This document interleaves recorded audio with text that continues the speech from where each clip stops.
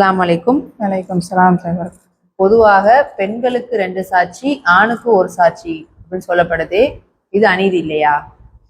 பொதுவாக நம்முடைய இஸ்லாமிய மார்க்கத்தை பொறுத்தவரையும் இந்த சாட்சி சம்பந்தப்பட்ட விஷயம் கடனுக்கு அல்லாஹ் சொல்லி காட்டுறான். கடன் வாங்கக்கூடியவங்களோ பெறக்கூடியவங்களோ அது சிறிய தொகையா இருந்தாலும் பெரிய தொகையா இருந்தாலும் எழுதி வைத்துக் கொள்ள சொல்லி அல்லாஹ் சொல்றான். அப்படி எழுதும் பொழுது சாட்சிகளை ஏற்படுத்த சொல்லி காட்டுறான். அல்லாஹ் சூரத்துல் பக்கராவுல 2வது அத்தியாயத்துல 282வது வசனத்துல சொல்லும்போது வஸ்தஷ்ஹிது ஷஹிதைனி மிர் ரிஜாலிக்கும், உங்களில் 2 ஆண்களை சாட்சியாக்கி கொள்ளுங்கள்.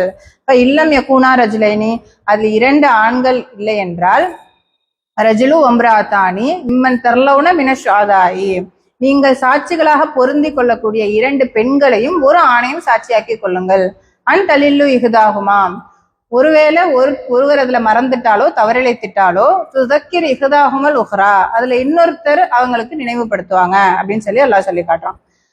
அல்லாஹ் இந்த வசனத்துல இந்த சாட்சி சம்பந்தமாக இப்ப எதுக்காக 2 பெண்களை அல்லாஹ் சொல்றான் அப்படின்னு பாத்தீங்கன்னா அதற்கு காரணங்கள் நிறைய இருக்கு.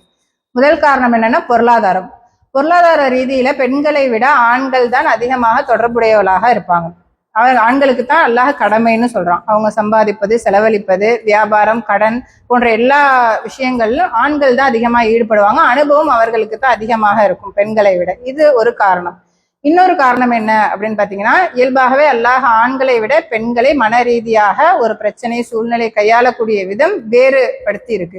பெண்கள் எல்லா விஷயங்களையும் உணர்ச்சி வசப்பட்டு கையாளக்கூடியவர்களாக இருப்பாங்க. அதனால அவங்களுடைய மனநிலை அந்த நேரத்துல தவறு செய்வதற்கோ மறப்பதற்கோ நிறைய வாய்ப்புகள் இருக்கு.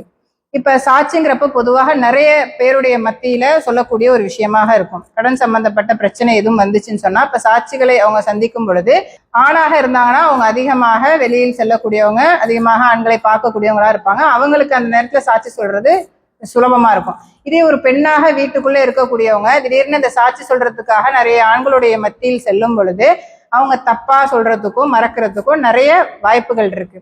அப்படி ஒருத்தவங்க தப்பா சொல்லிட்டாலோ மறந்துட்டாலோ இன்னொருத்தவங்க என்ன செஞ்சிருவாங்க, இன்னொரு பெண்ணா இருக்கக்கூடியவங்க அவங்களுக்கு நினைவுபடுத்துவாங்க அப்படிங்கிறதுக்காக அல்லாஹ் சொல்லி காட்டுறான். 2 பெண்களுங்கிறது அந்த சாட்சியில எந்த ஒரு தப்புமே வந்துடக்கூடாது.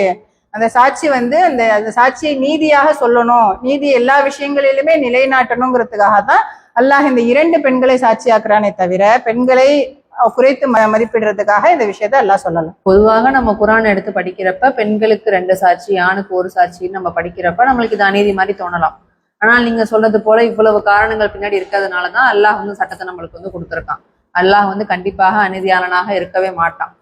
அதனால இந்த சட்டம் அப்படிங்கிறது பெண்களுக்கு 2 சாட்சி, ஆணுக்கு ஒரு சாட்சி அப்படிங்கிற இந்த சட்டம் அறிவுபூர்வமாகவும் சரி அறிவியல் பூர்வமாகவும் சரி மிகவும் சரியானதுதான். இது பெண்களுக்கு அநீதியாக இருக்கவே இருக்காது. ஜஸாக்கல்லாஹ். அல்லாஹு அக்பர், அல்லாஹு அக்பர்.